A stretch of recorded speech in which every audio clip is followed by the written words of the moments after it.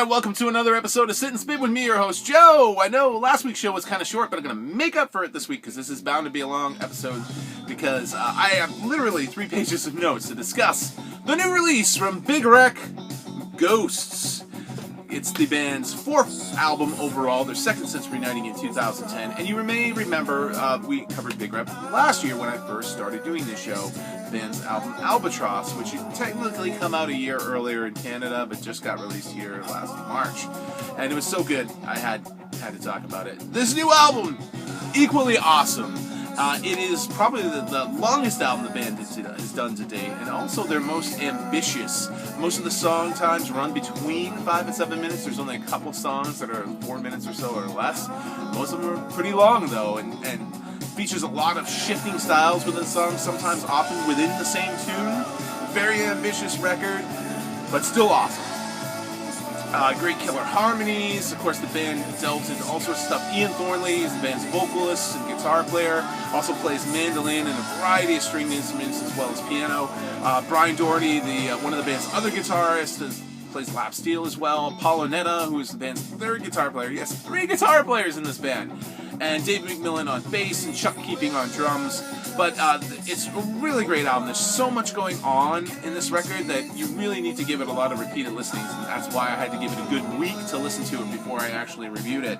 The album opens with the song A Place to Call Home, which has this very overdriven, sludgy guitar riff, which is really cool, very heavy. That flows into I Digress, which has another great riff and a crazy solo from Ian Thornley, Brian Doherty, and Paulo Netta at the end. It just reminds you of something you would hear from like Paul Gilbert or even Steve Vai. 3rd track of the album is the band's first single, which is what you're hearing right now. It's a song called Ghost.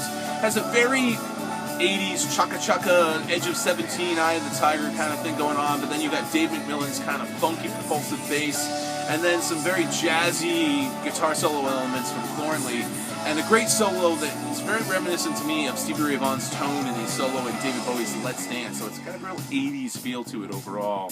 Next tune on the album, My Life, has a prominent piano part, and it sort of reminds me of the band Vast, if you've ever heard of them. Really good stuff. Next 2 tracks on the album are very much Led Zeppelin homages. You can tell, like, just from like a lot of the stylings that Big Wreck does, and they're very much variants of Led Zeppelin, and you very much get to hear it on these tunes. Hey Mama has a very Jimmy Page-esque, stuttery kind of guitar riff to it. And the thing they do, at least when they do Zeppelin style, they get it right. They do a good mix of light and shadows, which is what most of the people who kind of tried to imitate Zeppelin in the past always missed out on. But Big Wreck gets it right. The bridge section of Hey Mama has this really cool folk meets Middle Eastern style to it, and a great lap steel solo from Brian Doherty, which is really cool. The next track, Diamonds, still following that Zepp style, opens with a kind of a pastoral acoustic intro, and features some really stunning slide playing from Ian Thornley. Like, the guy is not only a great guitarist, but he's a wicked slide player. It's awesome. From there on out, the next track is Friends, which also still kind of opens with this kind of, looks like Pink Floyd-y kind of radio static into like mandolin, and then just dives into this heavy 90s style riff that brings to mind the band's roots in their early releases in like 97 from their first album. The next section of the album, which is the latter half of the album, things kind of chill out a little bit, and it all turns to a little bit of mid-tempo. Still Here is another track that kind of builds off these pretty guitar arpeggios and then goes into kind of some acoustic strumming and just kind of becomes a slow burner mid-tempo rocker, but it's really cool. Song after that, Break, opens on these gentle shimmering slides, kind of another power ballad, but I really like it. And then the next track, Off and Running, is another one of my favorites. It's got this gorgeous slide melody. It kind of reminds me of the Beatles' Dear Prudence meets Coldplay's Trouble, but even lovelier than that, and then it gets into this like kind of heavy section of the bridge, which is awesome.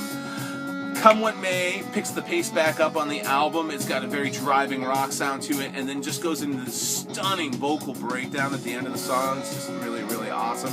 And the album finishes up with a cover of the song War Baby, which was Tom Robinson's UK hit from 1983, with just more great guitar playing, and it's just a really, really good vocal delivery from Ian Thornley again.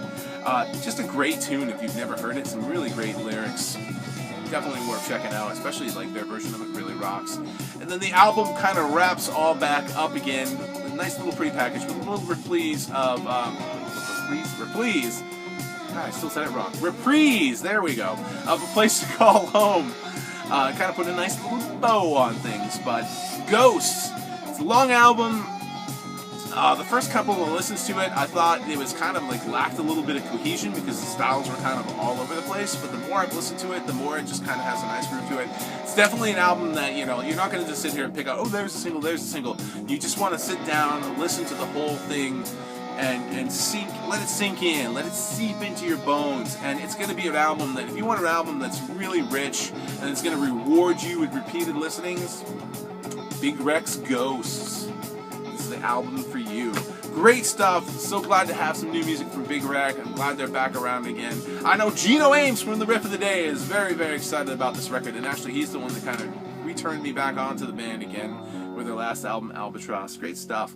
But thanks for tuning in to the show. A little bit longer, maybe not so long. But we will catch you next time on Sit and Spin, where I'll have something new or relatively new for you then. Hopefully you're checking out my good buddy Scott over at Righteous Vinyl, as well as the aforementioned Riff of the Day guys. And until then, we will see you next time on Sit and Spin. Take it easy.